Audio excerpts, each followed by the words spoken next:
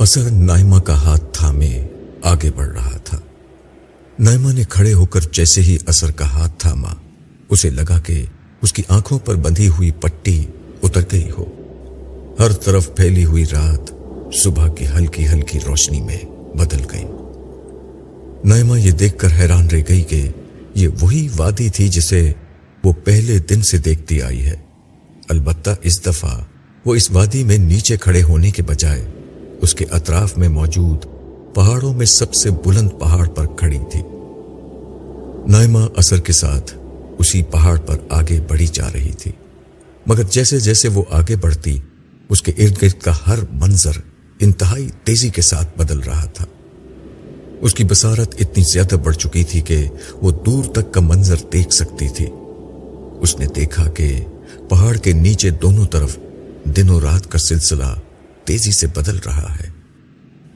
पहर, अयाम और मौसम तेजी से आगे बढ़ रहे हैं। सूरज मगरिब से निकलकर मशरिक में डूबता हुआ महसूस हो रहा था। इर्द गिर्द के मनाजिर भी सूरत के साथ बदल रहे थे। बस्तियां, कस्बे, शहर एक के बाद एक आते जा रहे थे। यूं लग रहा था जैसे वो तो पहाड़ पर कदम ब कदम चल रहे हैं, लेकिन नीचे जमा व मकान सदियों का सफर लम्हों में तय कर रहे हो। नाइमा की समझ में नहीं आया कि ये क्या हो रहा है, मगर उसे असर के साथ खामोशी से चलते रहना अच्छा लग रहा था, इसलिए वो कोई सवाल किए बगैर उसके साथ चलती रही। चलते चलते वो एक पहाड़ के दामन में वाक़े मैदानी इलाके में आ पहुंचे। यहां पहुंचकर असर रुक गया और नाइमा से मुखातिब होकर कहा, हम हजरत नूह अलैहिस्सलाम के जमाने में आ चुके हैं और इस वक्त कदीम इराक में खड़े हैं। नाइमा ये सुनकर तंग रह गई। उसने हैरत से सवाल किया, ये कैसे मुमकिन हुआ? मेरे साथ सब कुछ मुमकिन है। मैं वक्त का बेटा हूं। वक्त की हर गली मेरे लिए जानी पहचानी और उसका हर बंद दरवाजा मेरे लिए खुला है। मैं कहीं भी जा सकता हूं। यही तुम्हारे तीसरे सवाल का जवाब है। यहां तुम्हें मालूम हो जाएगा कि किस तरह खुदा हर दौर में अपनी सच्चाई और अपनी मौजूदगी का नाकाबिल तरदीद सबूत पेश करता रहा है। नाइमा बोली, मगर हमें लोग देखेंगे तो क्या होगा? इत्मीनान रखो, हमें कोई नहीं देख सकता। अलबत्ता हम हर शख्स को देख सकेंगे। जहां चाहेंगे चले जाएंगे, मगर हम किसी शख्स के काम में मुदाखलत नहीं कर सकते। ये कहकर असर आगे बढ़ा और उसे लेकर चंद कदम चला। इन चंद कदमों में एक तवील फासला तय हो गया और वो दोनों एक आबादी में दाखिल हो गए। ये एक बड़ा शहर था। बड़ा नाइमा के लिहाज से हरगिज नहीं था, जो लाखों करोड़ों की आबादी के शहरों की बासी थी, लेकिन अपने जमाने के एतबार से एक बहुत बड़ा और बारौनक शहर था। उस रोज शहर में कोई जश्न बरपा था। हर तरफ सरगर्मी और जोश का आलम तारी था। लोग खुशो खुर्रम थे और जर्क बर्क कपड़े पहनकर अपने घरों से निकल निकल कर शहर के मरकजी हिस्से में जमा हो रहे थे।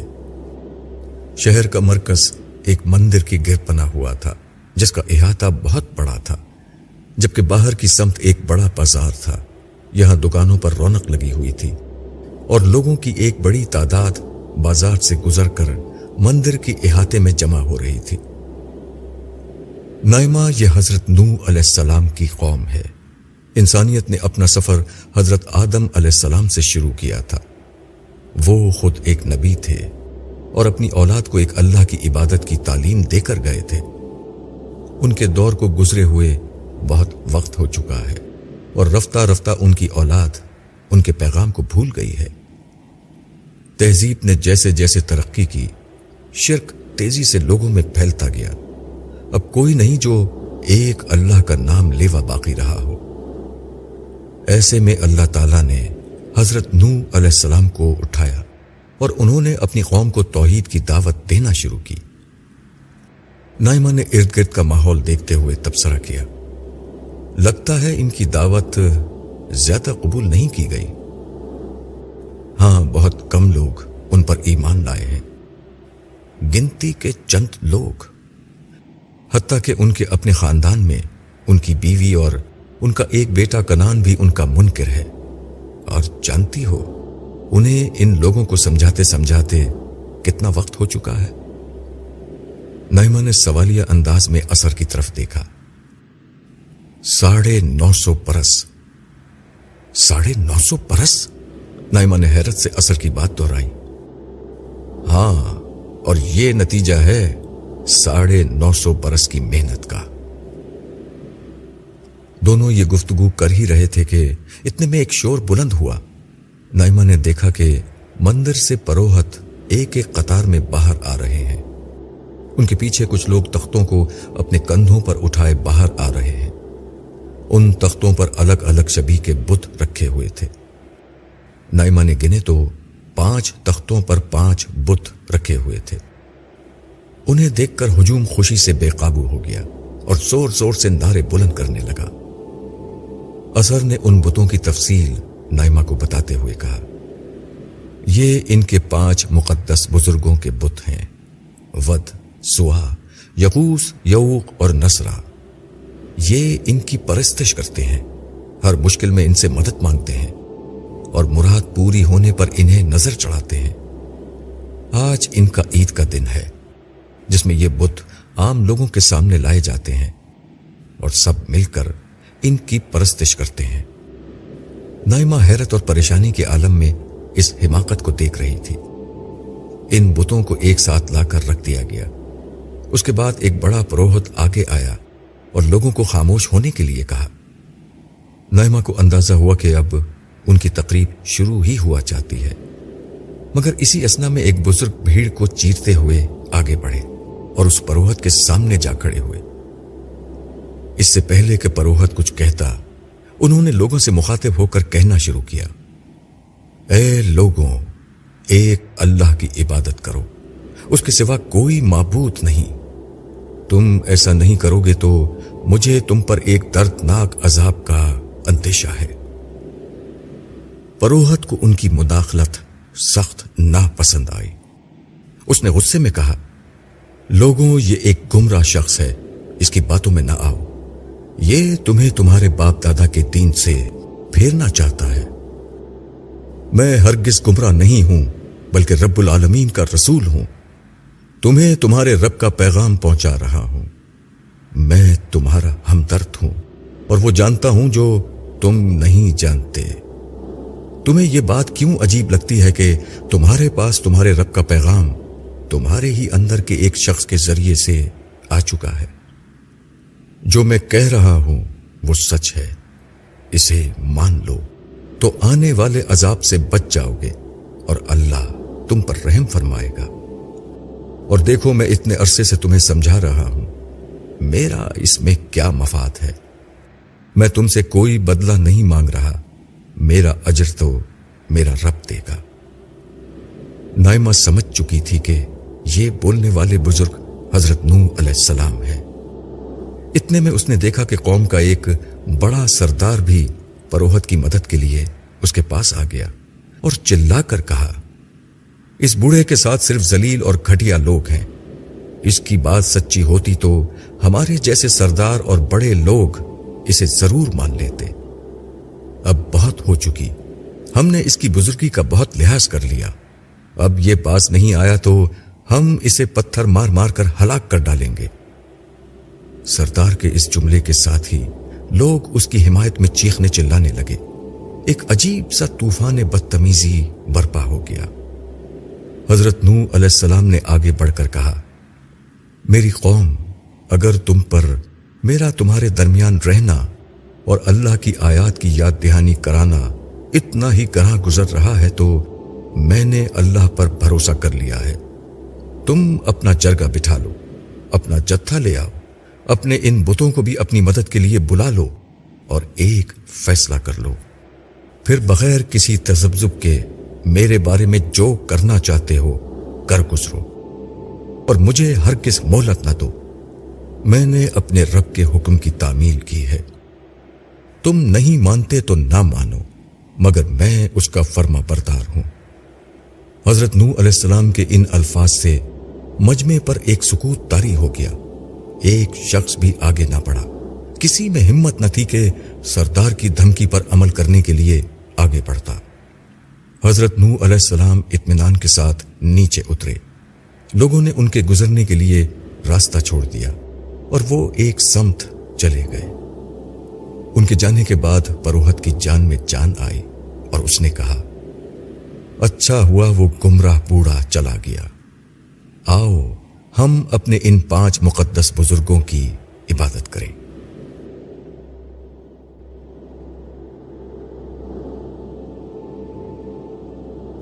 हजरत नूह अलैहिस्सलाम के जाने के बाद जो खराफात शुरू हुई, उन्हें देखकर नाइमा का दम घुटने लगा। वो असर से बोली, कैसे लोग हैं ये? यही इंसान हर दौर में करते आए हैं। आज भी इंसानों की अक्सरियत यही कर रही है। आधे गैर अल्लाह से लौ लगाए बैठे हैं और आधे दुनिया की मादी और फानी जिंदगी को अपना मकसद हयात बनाए बैठे हैं। सच्चे खुदा परस्त तो हमेशा बहुत थोड़े रहे हैं। हाँ, मगर इस दौर में ईमान लाना तो बहुत मुश्किल था। क्या मैं किसी ऐसे शख्स से मिल सकती हूं जो ईमान लाया हो? हाँ, क्यों नहीं। मैं तुम्हें ऐसे ही एक खानदान के पास ले चलता हूं। तुम देखोगी कि सच्चे अहले ईमान कितने मुश्किल हालात में भी हक पर कायम रहते हैं और कोई शिकवा शिकायत नहीं करते। ये कहकर असर ने नाइमा का हाथ थामा और एक समत चल पड़ा। थोड़ी देर में नाइमा और असर एक ऐसे घराने में मौजूद थे जो जिंदगी की सबसे बड़ी मुश्किल देख रहा था। ये एक घराना जराहम का था। जराहम एक गरीब किसान था। वो और उसकी बीवी मिलकर थोड़ी बहुत खेती बाड़ी करते और बमुश्किल तमाम जिंदगी गुजारते थे। जिंदगी पहले भी उन पर आसान न थी, मगर अब तो हालात और मुश्किल हो चुके थे। वो खुदा के पैगंबर नूह अलैहिस्सलाम पर ईमान क्या ले आए कि सारा शहर उनका मुखालिफ हो गया। हर तरफ से लान तान हो रही थी। बुरा भला कहा जा रहा था, मजाक उड़ाया जा रहा था। आबाओ अजदाद से बगावत और कौमी मजहब से रूह गर्दानी के इल्जाम लग रहे थे। वो बुत जो इस माशरे में कदीम बुजुर्गों की याद से आगे बढ़कर अब खुद माबूद बन चुके थे, उन्हें छोड़कर एक अल्लाह की इबादत का फैसला उनको बहुत महंगा पड़ रहा था, मगर वो डटे हुए थे।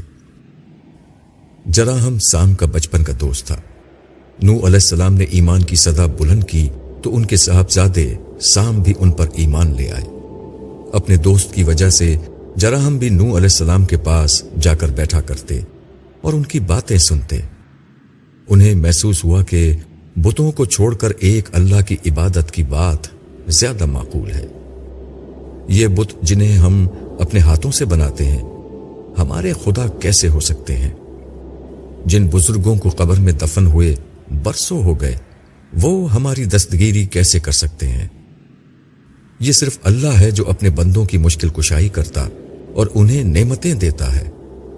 इसलिए मोहब्बत, अकीदत, शुक्रगुजारी और इबादत भी उसी की होनी चाहिए।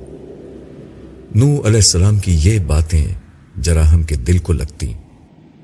आखिरकार वो और उनकी बीवी दोनों नूह अलैहिस्सलाम पर ईमान ले आए, मगर उसके बाद उनकी जिंदगी दुश्वार हो गई। नूह अलैहिस्सलाम उन्हें सब्र की तलकीन करते और खुदा के वादे पर भरोसा करने की तलकीन करते।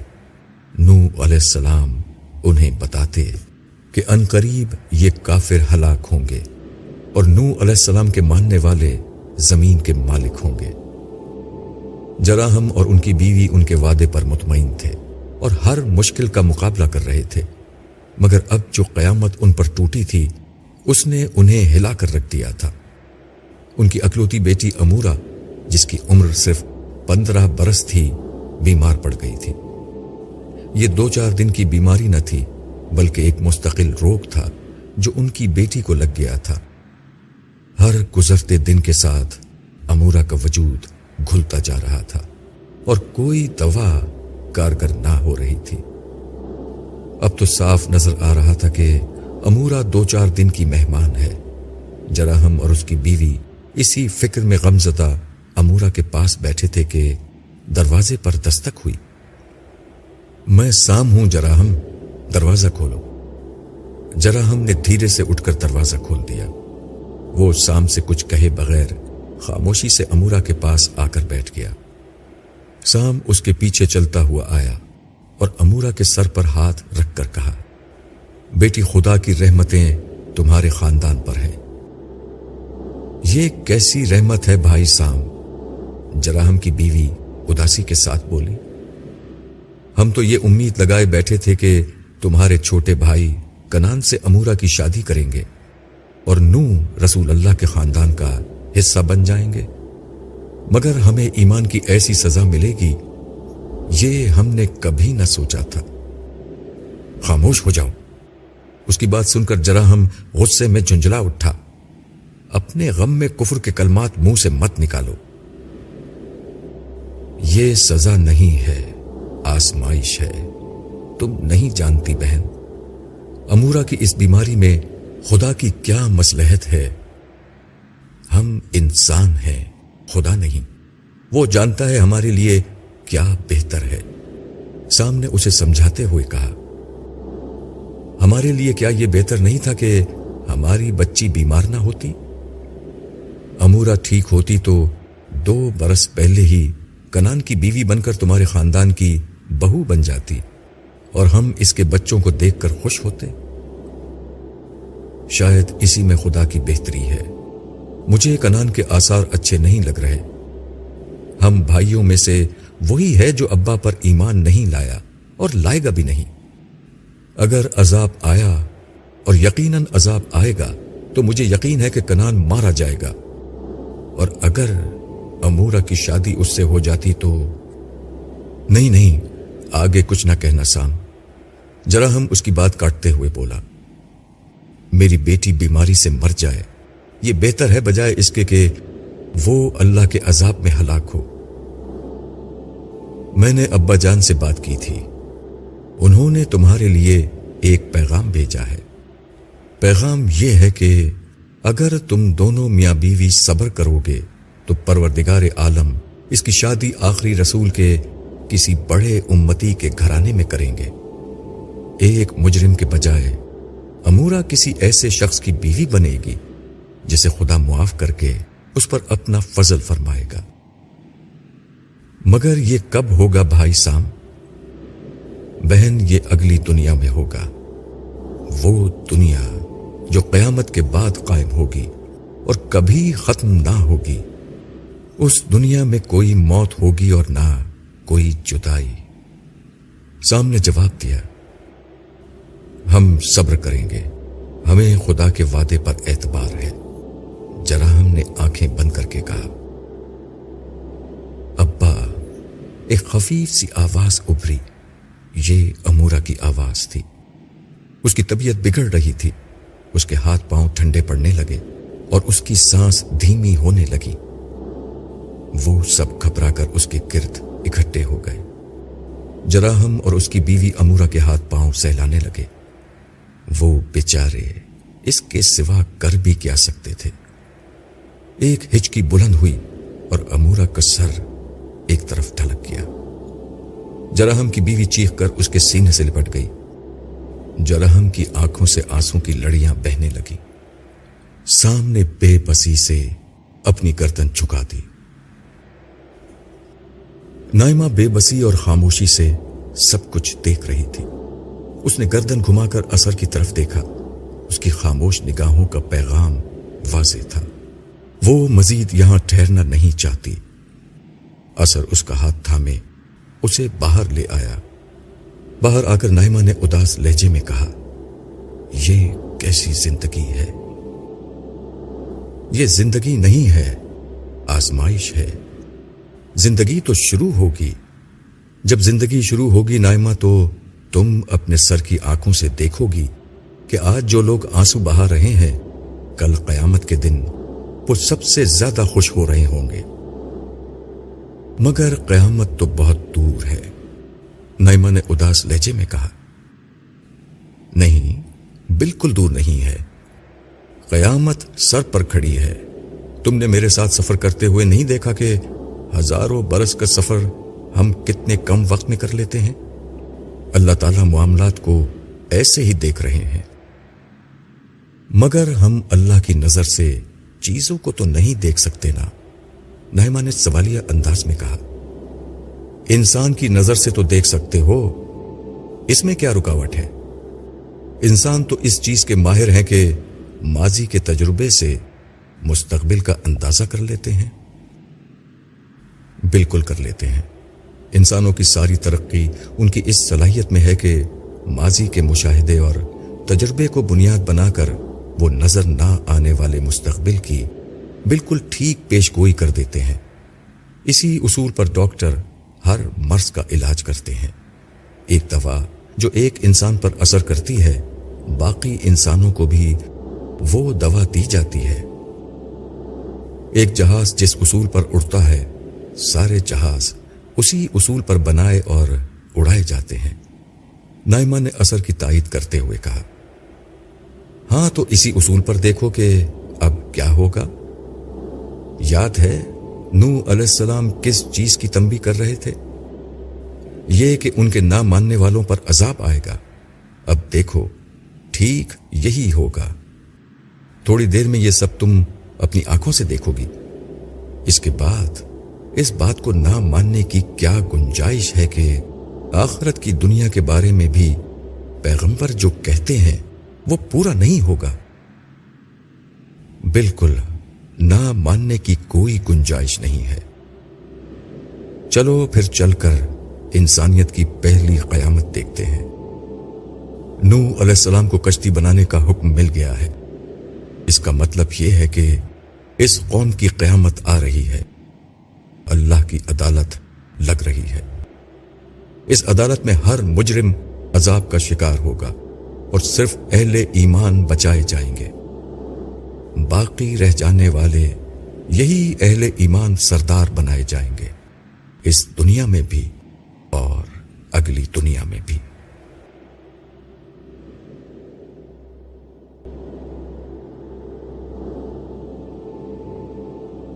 اثر ایک دفعہ پھر نائمہ کو ساتھ لیے جا رہا تھا۔ وہ اسے امورہ کی موت کے کئی دن بعد کے وقت میں لے جا رہا تھا۔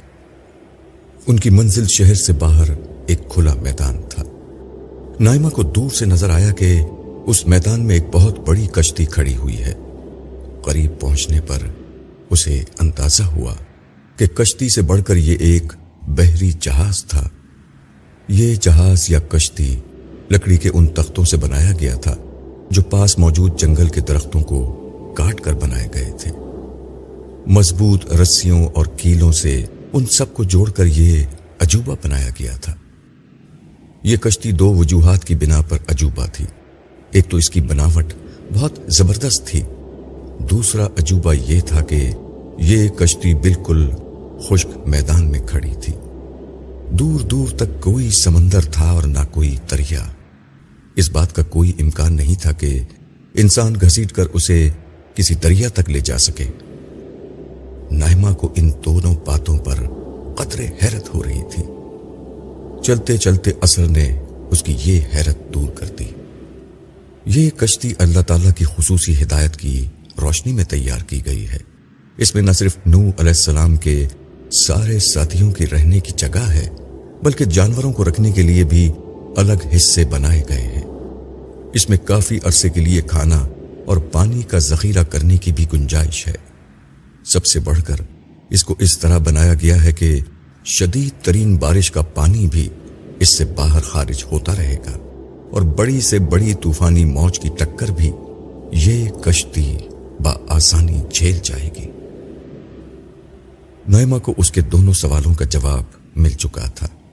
اس کشتی کا جہازی سائز اس ڈیزائن کی بنا پر ہے جو اللہ تعالیٰ کی طرف سے بتایا گیا ہے۔ رہا پانی تک لے جانے کا سوال، تو یہ کشتی پانی میں نہیں جائے گی، پانی خود یہاں آ جائے گا۔ قریب پہنچنے پر نائمہ نے دیکھا یہاں ایک طوفان بدتمیزی مچا ہوا ہے۔ شہر کے بہت سے لوگ یہاں کھڑے ہوئے ہیں، ان میں سردار اور پروہت بھی شامل ہیں۔ وہ مل کر کشتی کی تعمیراتی کام کی نگرانی کرنے والے حضرت نوح علیہ السلام کا مذاق اڑا رہے تھے۔ نائمہ نے دیکھا کہ وہی سردار جس نے ان کو قتل کرنے کی دھمکی دی تھی لوگوں سے کہہ رہا ہے، میں نے کہا تھا نا کہ یہ بڑے میاں گمراہ ہو چکے ہیں، اب تو بڑھاپے میں ان کا دماغ خراب ہو چکا ہے، دیکھو تو صحیح خشکی پر کھڑے ہو کر کشتی بنا رہے ہیں۔ ساتھ کھڑے پروہت نے آواز لگا کر انہیں مخاطب کیا اور کہا، نوح یہ تو بتاؤ یہ کشتی پانی تک کیسے لے کر جاؤ گے؟ حضرت نوح علیہ السلام نے جواب دیا، جس طرح تم ہمارا مذاق اڑا رہے ہو جلد ہی ہم بھی تمہارا مذاق اڑائیں گے۔ ان کے پاس کھڑے ہوئے سام نے پروہت سے کہا، تم خود بھی برباد ہوگے اور اپنی قوم بھی تباہ کرو گے۔ پروہت کو اس بات پر غصہ آ گیا اور وہ بولا، سام تم خاموش رہو، تمہارے باپ کا دماغ تو خراب ہو چکا ہے، اب تمہاری عقل بھی ماری گئی ہے، تم لوگوں نے بہت جھگڑا کر لیا، اب ایسا کرو کہ عذاب لے کر آ ہی جاؤ۔ سردار نے پروہت اور سارے مجمع سے مخاطب ہو کر کہا، پاگلوں کے منہ لگنے کا کوئی فائدہ نہیں، یہ پہلے دیوانگی کی باتیں کرتے تھے، اب کام بھی ایسے ہی کرنے لگے ہیں، چلو اپنے گھروں کو چلو اور ان کو ان کے حال پر چھوڑ دو۔ یہ کہہ کر وہ شہر کی سمت روانہ ہو گیا اور مجمع بھی اس کے پیچھے پیچھے ہو لیا۔ ان کے جانے کے بعد سام نے حضرت نوح علیہ السلام سے مخاطب ہو کر کہا، ابا جان اب کیا حکم ہے؟ کشتی تو تقریباً تیار ہو چکی ہے۔ آپ نے فرمایا، گھر والوں سے اور سارے ایمان والوں سے کہہ دو کہ اپنے گھر کا سامان، اپنے سارے ضروری جانوروں کے جوڑے اور کھانے پینے کا تمام ذخیرہ سب کچھ لے کر یہاں آ جائیں اور فوراً کشتی پر سوار ہو جائیں۔ اللہ کے نام ہی سے اس کا چلنا ہوگا اور اسی کے نام سے یہ لنگر انداز ہوگی۔ میرا رب بڑا غفور و رحیم ہے۔ سب کو معلوم ہو گیا کہ اب ہم یہاں سے روانہ ہونے والے ہیں، چنانچہ ان کے حکم کی تعمیل میں سارے لوگ بھاگم بھاگ مشغول ہو گئے۔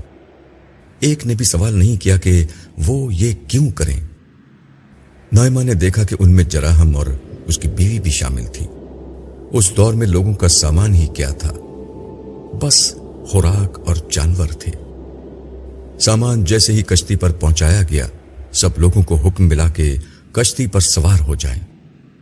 کشتی کافی بلند تھی، اس لیے سیڑھیوں کے ذریعے سب لوگ جہاز کے اوپری حصے تک پہنچے۔ اثر نے نائمہ کا ہاتھ پکڑا اور وہ دونوں بھی کشتی پر سوار ہو چکے تھے۔ نائمہ نے دیکھا کہ کشتی اندر سے بہت کشادہ تھی، لوگوں کے رہنے کے لیے کمرے بنے ہوئے تھے جو ہر سمت سے بند تھے۔ نچلے حصے میں ان کے جانوروں کی جگہ تھی، جہاز کے اوپری حصے پر عرشہ تھا، وہ دونوں وہیں چلے گئے۔ نائمہ نے دیکھا کہ ایک جگہ حضرت نوح علیہ السلام سجدے میں گرے ہوئے دعا کر رہے ہیں۔ نائمہ باہر کی سمت دیکھنے لگی۔ کشتی چونکہ بہت بلند تھی، اس لیے دور دور کا منظر صاف نظر آ رہا تھا۔ منظر واقعی بہت حسین تھا، چاروں طرف انتہائی دلکش نظارہ تھا۔ ایک طرف سرسبز جنگل تھا، دوسری طرف شہر کی آبادی تھی۔ شہر کے اطراف میں بلند و سرسبز پہاڑ تھے۔ اللہ تعالیٰ نے واقعی اس خطے کو بڑے حسن سے نوازا تھا۔ اسی اثنا میں نائمہ نے پیچھے سے حضرت نوح علیہ السلام کی آواز سنی۔ وہ سجدے سے کھڑے ہو کر بلند آواز سے کہہ رہے تھے، اللہ کا فیصلہ آ گیا ہے، اللہ کا شکر ہے، اس نے ہمیں ظالموں سے نجات دے دی۔ اب آخری دفعہ لوگوں کو آواز دے دو، آخری دفعہ انہیں معافی اور توبہ کی طرف بلا لو۔ اگر لوگ نہ آئیں تو سیڑھیاں اٹھا لو۔ لوگوں نے ان کی ہدایت کے مطابق عمل کیا، مگر نہ کسی نے آنا تھا نہ کوئی آیا۔ اس دوران میں نائمہ نے دیکھا کہ چاروں طرف گھٹا ٹوپ اندھیرا چھا گیا، گہرے سیاہ بادل تیزی کے ساتھ امٹتے چلے آ رہے تھے۔ دن میں تاریکی کا سما محسوس ہونے لگا۔ نائمہ کو اس اندھیرے سے ہول آنے لگا۔ ارد گرد کا جو منظر تھوڑی دیر پہلے تک انتہائی دلکش تھا، اب بہت وحشتناک ہو چکا تھا۔ اسی اثنا میں نائمہ نے حضرت نوح علیہ السلام کی آواز سنی۔ بلند آواز سے اللہ کی کبریائی بیان کرو، ان ظالموں سے نجات ملنے پر رب کا شکر ادا کرو۔ لوگوں نے بلند آواز میں اللہ کی کبریائی اور حمد کا ترانہ پڑھنا شروع کر دیا۔ اس کے ساتھ ہی فضا میں بارش کی بوندیں برسنا شروع ہو گئیں۔ اچانک شدید کڑک کی آواز بلند ہوئی۔ نائمہ نے ساری زندگی اتنی بلند آواز نہیں سنی تھی۔ وہ ڈر کے مارے اثر سے لپٹ گئی۔ اس کے بعد مسلسل گرج اور چمک کے ساتھ طوفانی بارش شروع ہو گئی۔ اثر نے اسے تھپ تھپا کر حوصلہ دیتے ہوئے کہا، ڈرو نہیں، اس بارش گرج اور چمک سے کشتی کے اندر کے لوگوں کو کچھ نہیں ہوگا۔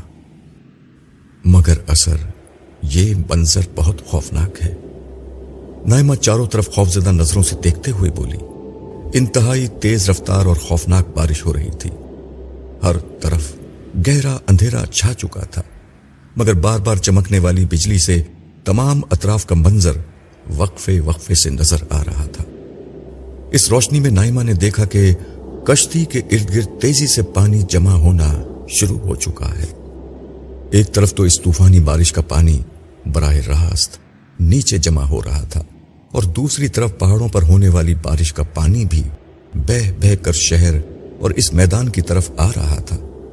گویا ارد گرد کے سارے پانی کا نشانہ یہی علاقہ تھا۔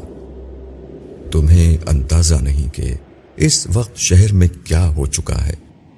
وہ پہاڑ کے دامن میں واقع ہے، اس لیے وہاں بہت زیادہ پانی آ چکا ہے۔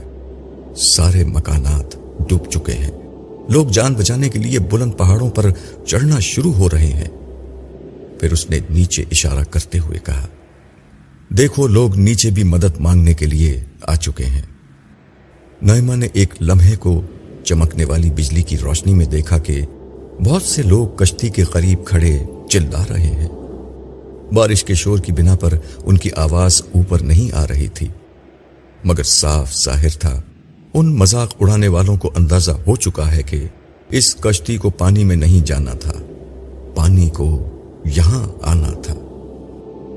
وہ پانی اب آ چکا ہے اور سوائے کشتی کے کوئی اور جائے پناہ نہیں۔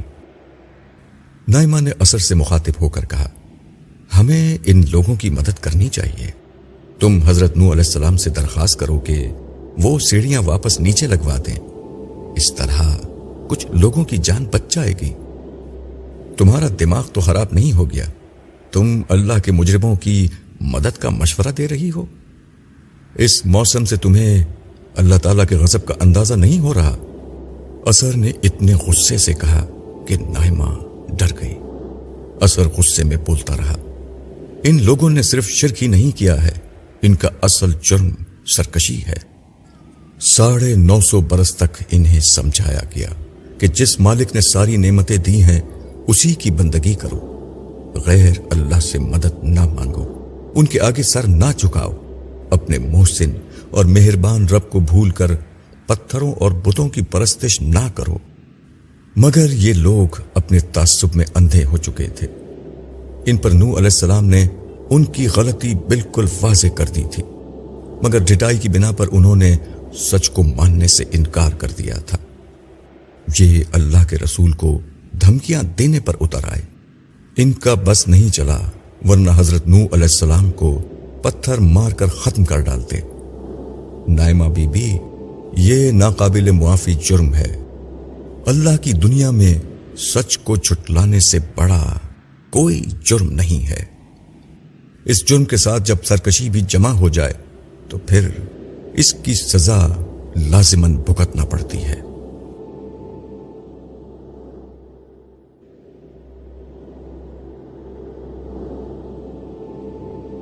نائمہ شرمندہ شرمندہ سی کھڑی تھی۔ اثر نے اپنے لہجے کو نرم کرتے ہوئے کہا، دیکھو پیغمبروں کے نافرمان صرف اللہ کے حق ہی کو پامال نہیں کرتے، یہ لوگ انسانوں کے حقوق بھی مارتے ہیں۔ تمہیں معلوم ہی نہیں کہ یہ لوگ انسانوں کے ساتھ کیا کرتے تھے۔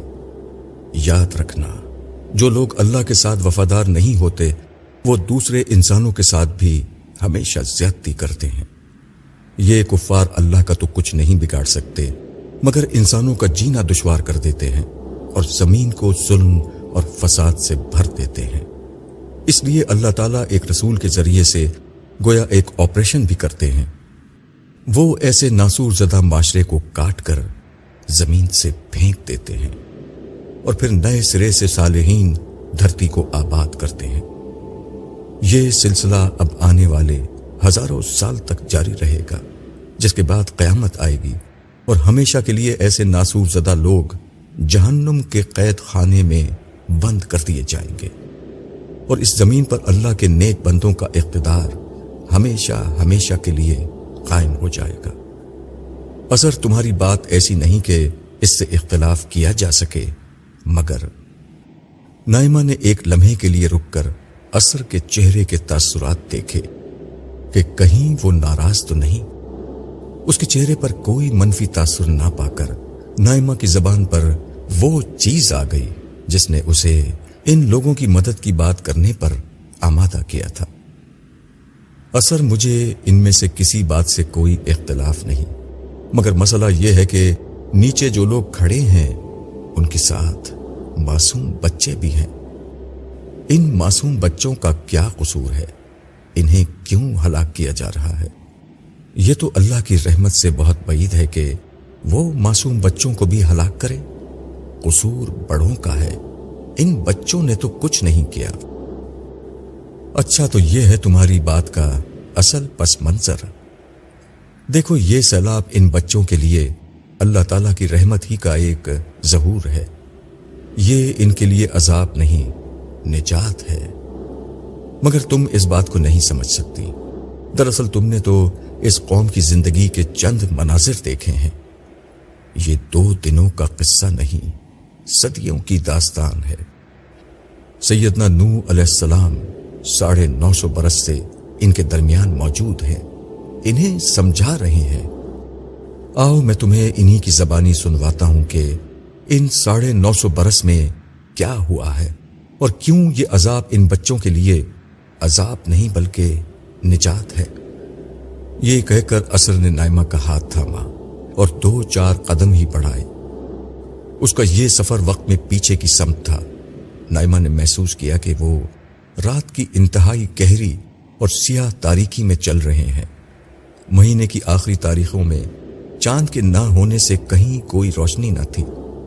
روشنی کا کوئی عکس اگر تھا تو تاروں بھرے ملگجی آسمان کے حسین اور نیم روشن نظارے میں تھا۔ یہ نظارہ اتنا حسین تھا کہ نائمہ دنگ رہ گئی۔ زرعی دور میں جب فضا صنعتی کثافتوں، دھوئیں اور مشینی فضلات سے پاک و شفاف ہوا کرتی تھی، تو مہینے کی آخری راتوں میں جگمگاتے آسمان کی دودھیائی ستارہ راتیں اتنی ہی حسین ہوا کرتی تھیں۔ مگر اثر اسے یہ رات دکھانے نہیں لایا تھا۔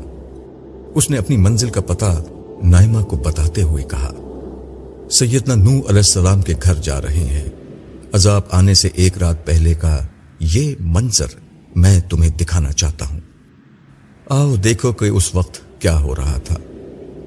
یہ کہہ کر اثر نائمہ کو ساتھ لیے سیدنا نوح علیہ السلام کے گھر میں داخل ہو گیا۔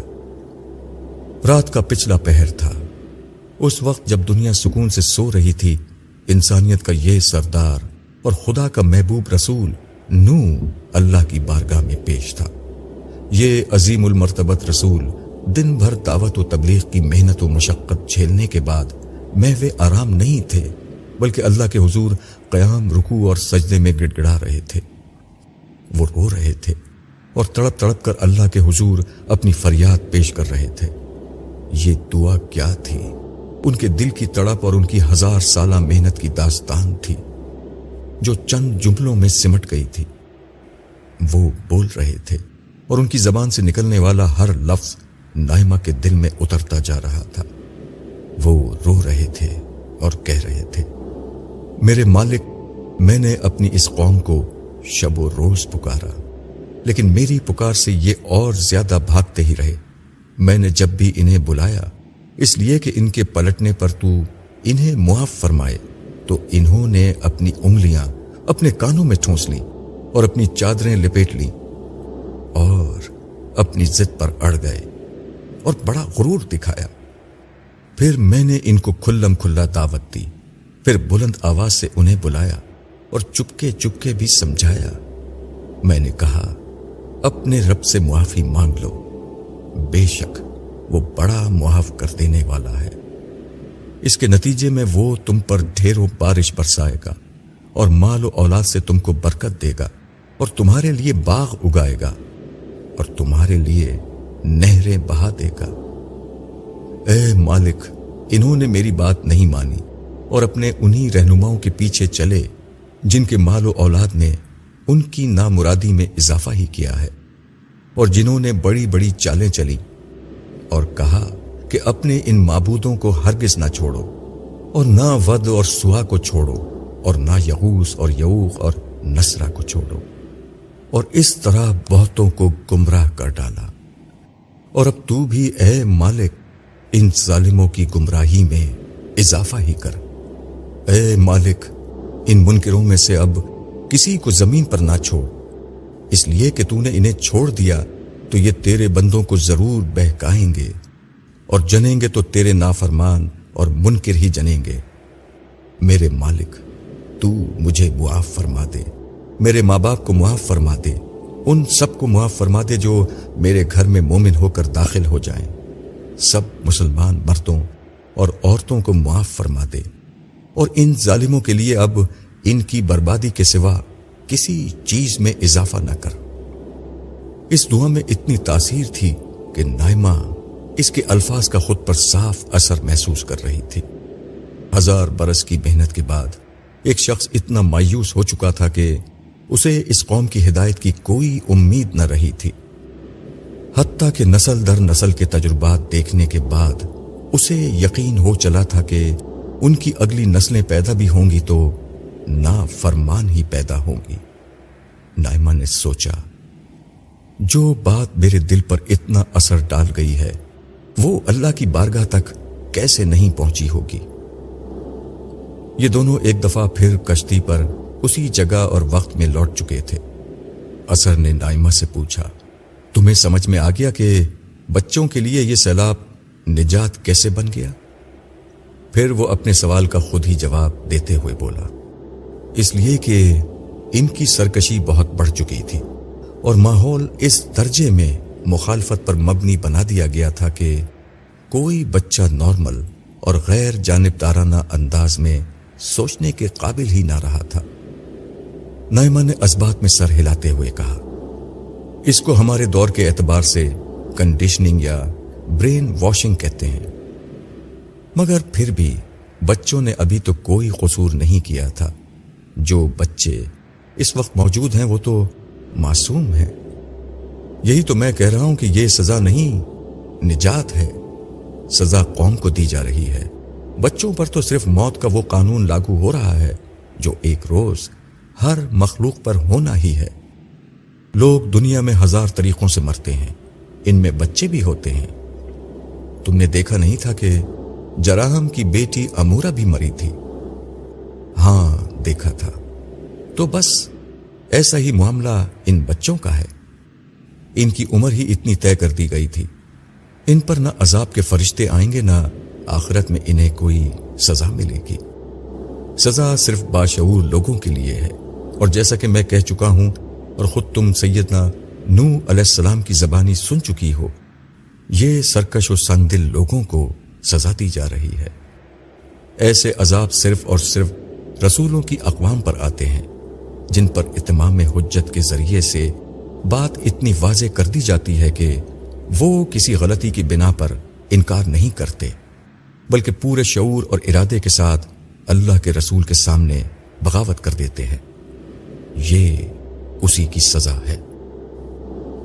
اس کا مطلب ہے کہ یہی معاملہ یہاں موجود حیوانات کے ساتھ ہوا ہے جو اس سیلاب میں مارے جائیں گے۔ انہیں عذاب میں ہلاک نہیں کیا جا رہا، بلکہ ان کی موت کا یہی وقت متعین تھا۔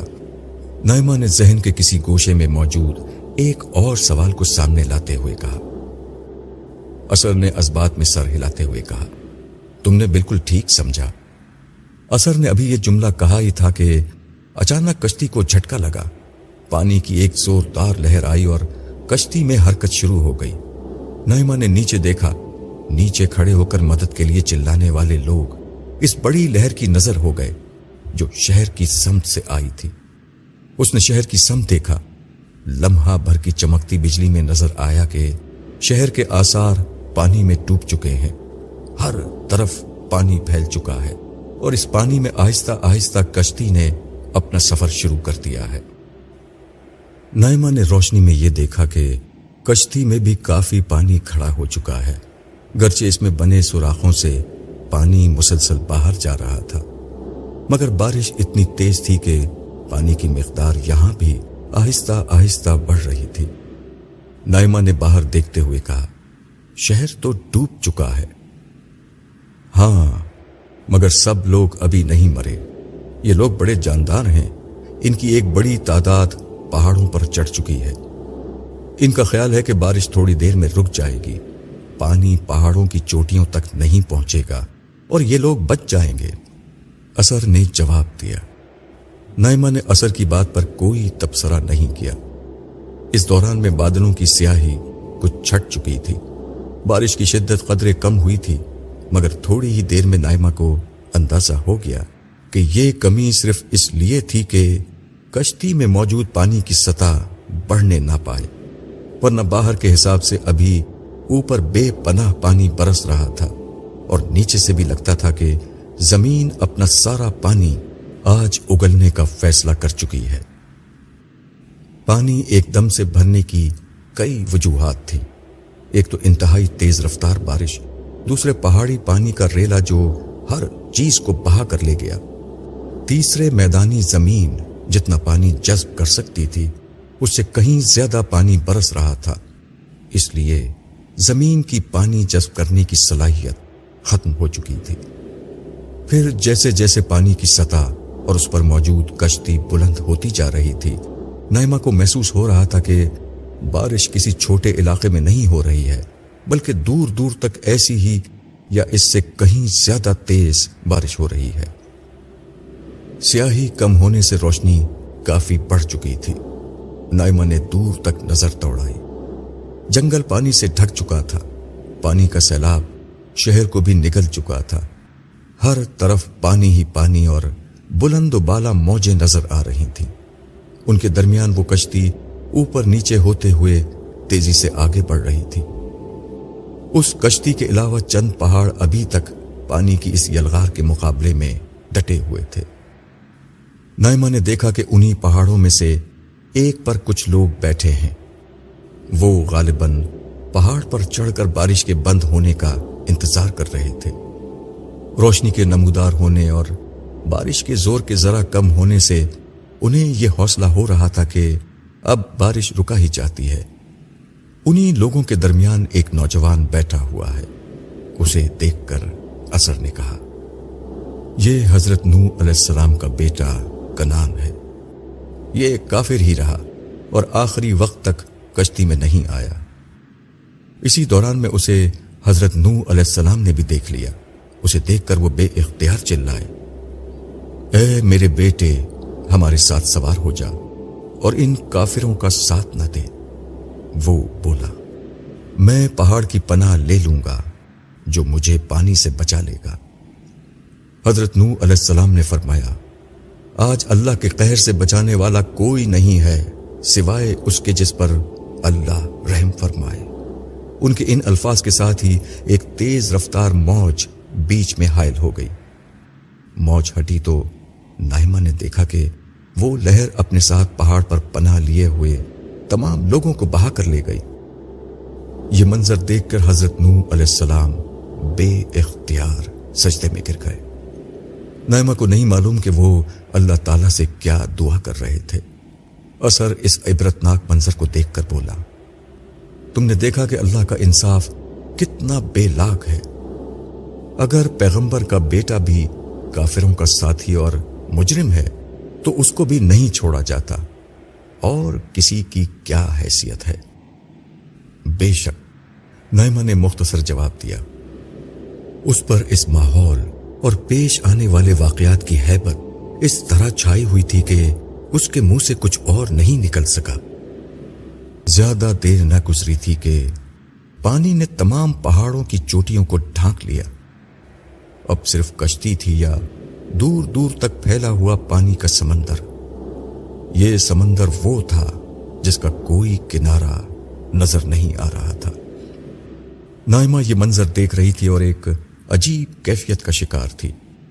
اس نے موت، عذاب، طوفان جیسی چیزوں کا نام سنا تھا، مگر آج پہلی دفعہ جس ہولناکی کے ساتھ ان چیزوں کو ایک ساتھ جمع ہوتے دیکھا تھا، اس سے نائمہ کے اوسان خطا تھے۔